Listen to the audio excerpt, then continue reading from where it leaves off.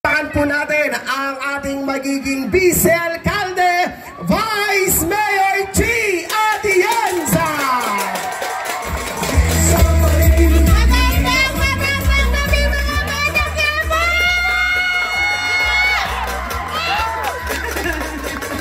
Kamusta po kayo lahat? Masaya kami makasama kayo. Para po sa ating mga kababayan na Muslim na nandito, Assalamualaikum po sa inyo. Kayo po ay aking mga kapatid, pamilya. Alam niyo, naniniwala ako sa tadhana. Naniniwala ako na pag ibigay natin ang buhay natin sa Panginoon, siya ang huhubog sa ating paglalakbay para handa tayo sa misyon natin sa buhay. Ako po, si Chi Atienza, ang bunsong anak ng dating puting Mayor Lito Atienza, direktora ng kababaihan ng Maynila, at alam ko ngayong gabi, nakatadhana na tumayo dito sa inyong harapan bilang Vice Alcalde ni Yorme Isko Moreno Tumagoso!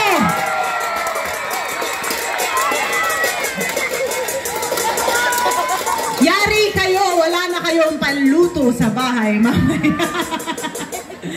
Pero sa totoo lang, nung bata pa ako, ang pangarap ko sa aking buhay ay maging isang misyonaryo.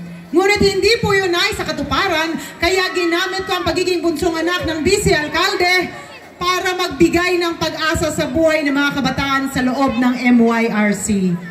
Nung ang aking ama ay alkalde ng Maynila, ako po ay naging aktibo sa iba't ibang church organizations. Buwan-buwan pumupunta po ako sa Bilibid Prison para magpa-feeding at medical mission doon.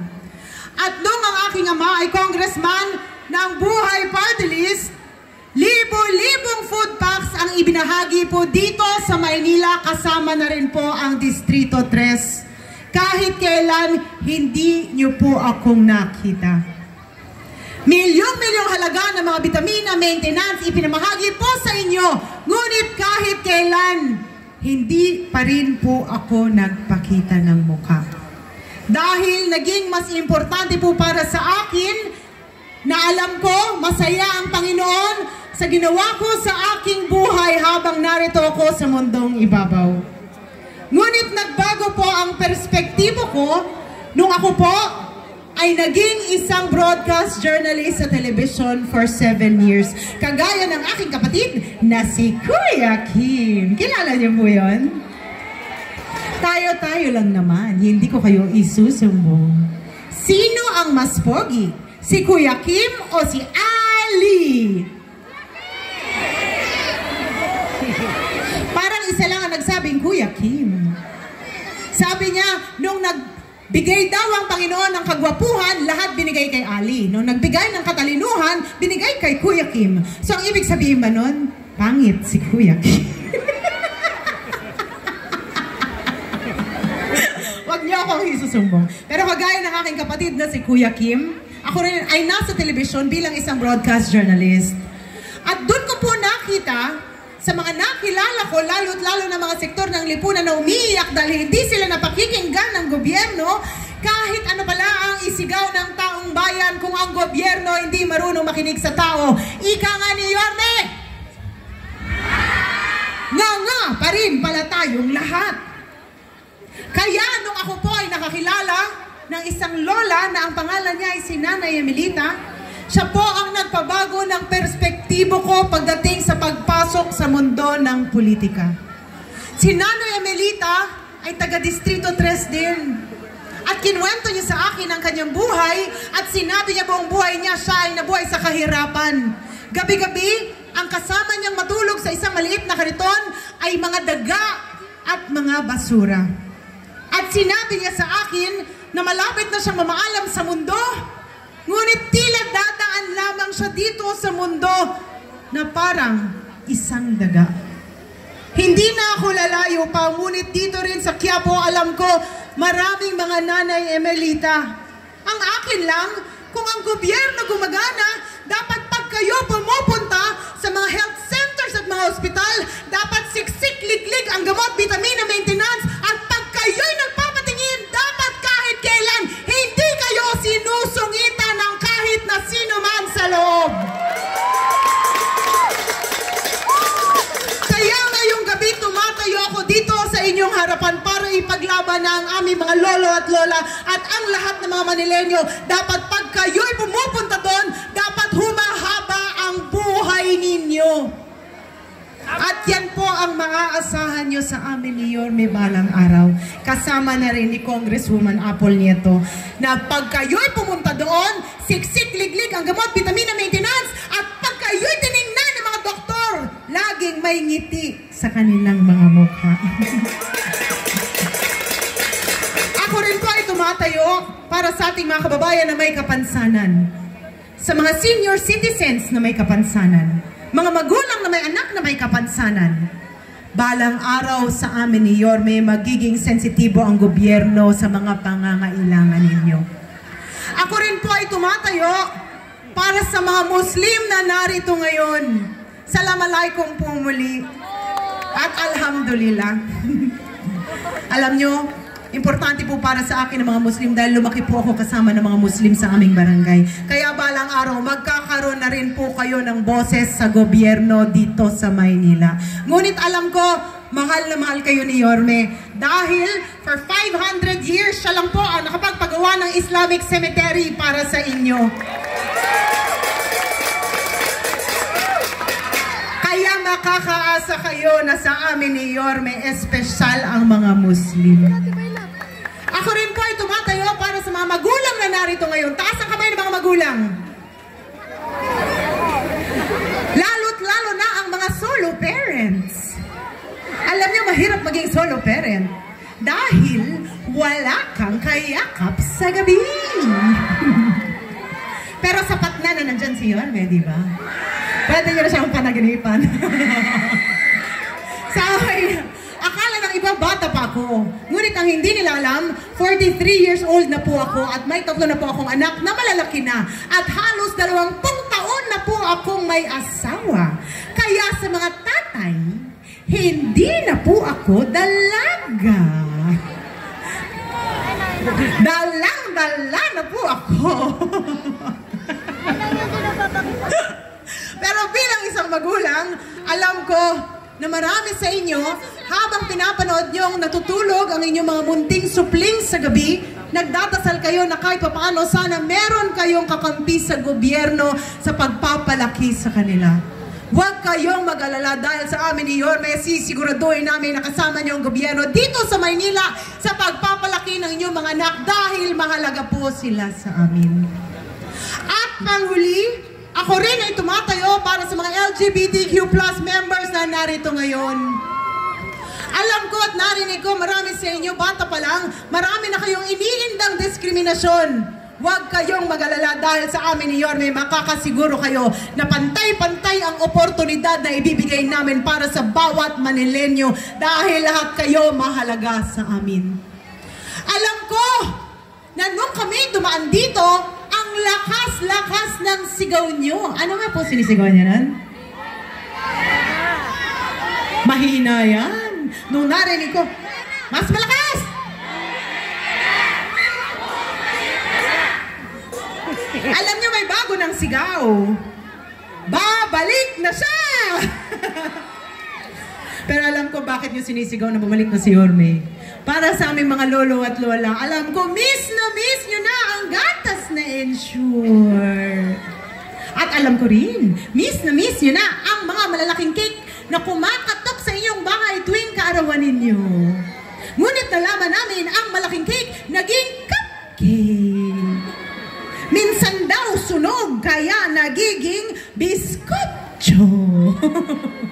Pero sabi nila lahat daw ngayon, huwag kayong mag-alala dahil babalik ang lahat ng yan balang araw. At para sa lahat ng mga batang Quiapo na nandito ngayon, alam ko bakit nyo sinisigaw na bumalik na si Yorme. Dahil nagnanais kayo na bumalik ang isang gobyerno dito sa Maynila na mabilis kumilos at alam nyo pakikinggan ang boses ninyo. Huwag kayong mag-alala dahil babalik na si Yorme Isko Moreno Dumagoso! Ngunit, kung maaari, sana isama nyo rin po si Chi Atienza. Ang trabaho po ng Vice officer, maging ina ng konseho, gumawa ng mga programa at polisiya na dapat angkop sa pangangailangan nyo. Kaya kung kayo ipipili ng vice alkalde balang araw, kailangan pumili kayo ng isang tao na kayang tayuan at ipaglaban ang boses ninyo. Kung meron man ako isang bagay na kaya kong ipagmalaki sa aking sarili, ginamit ko ang pagiging bunsong anak ng vice alkalde, alkalde at congressman para tayuan ang boses ng mga Manileño na nagdadasal na sila ay mapakinggan ng gobyerno. Alam ko nakilala nyo ang iba sa aking mga kapatid, ngunit alam ko bata pa lang ako, sinabihan na ako ng aking ama na ako ang magpapatuloy ng mga nasimulan niya dito sa Maynila. Sa lahat ng aking mga kapatid, ako lang po ang nakapagtapos ng Political Science major in Governance. At nung siya ay vice alkalde ng Maynila, tinuruan niya akong maging isang vice alkalde na magaling, may integridad, na sumuporta sa kanyang alkalde. Kaya makakaasa kayo mga batang Quiapo, na balang araw, susuportahan ko po ng buong-buo si Yorme Isko Moreno Dumagoso! Dahil naniniwala ako na ang suporta ko kay Yorme ay suporta ko sa lahat ng mga Manileño na nagdadasal na magkaroon sila ng isang gobyerno na gumagana dito sa Maynila. Alam niyo ang ambag ko po sa samahan namin ni Yorme, habang ibabalik niya ang lahat ng mga ginawa niya noon nung siya ay alkalde ng Maynila, bilang direktora ng kababaihan, naniniwala po ako na kailangan mas paigtingin natin ang livelihood dito sa Maynila. Lalo't lalo na dito sa Quiapo, dapat sinusuportahan natin ang mga maliliit na negosyo. At para sa lahat ng mga Manileño na gustong matutong tumayo sa kanilang mga paa, dapat tinuturuan natin silang makatayo sa kanilang mga paa, hindi sa pagtatanggap lamang ng mga ayuda, kundi kung papaano sila makakapagnegosyo para maging patuloy ang pag-usbong at pagtaas ng antas ng buhay nila dito sa Maynila. Kanina, tinawag akong liwanag ng Maynila. Ngunit sa totoo lang, ang gusto kong mangyari, ibalik ang pag-asa sa inyong mga puso na meron ng isang gobyerno na paparating na alam nyo, maaasahan nyo na ipaglalaban nyo, na malalapitan nyo at makakatulong sa pag-angat ng buhay nyo dito sa ating lungsod. Para sa inyo po ito.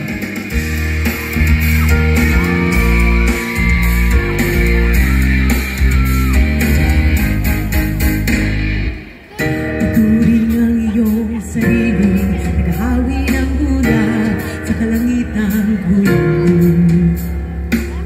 Kampanang yayanig sa bawat kilalang nagigising ang lupang kulang sa iyo. Ikaw ang nagsasabing, kaya mo to. Puno ng isang tanglaw sa gitna ng bagyo. Tulungan niyo ako! Isigaw mo sa hangin, tumindig at magsilbing. Ikaw ang harapin mong magiting ang bagong awitin. Kayo ang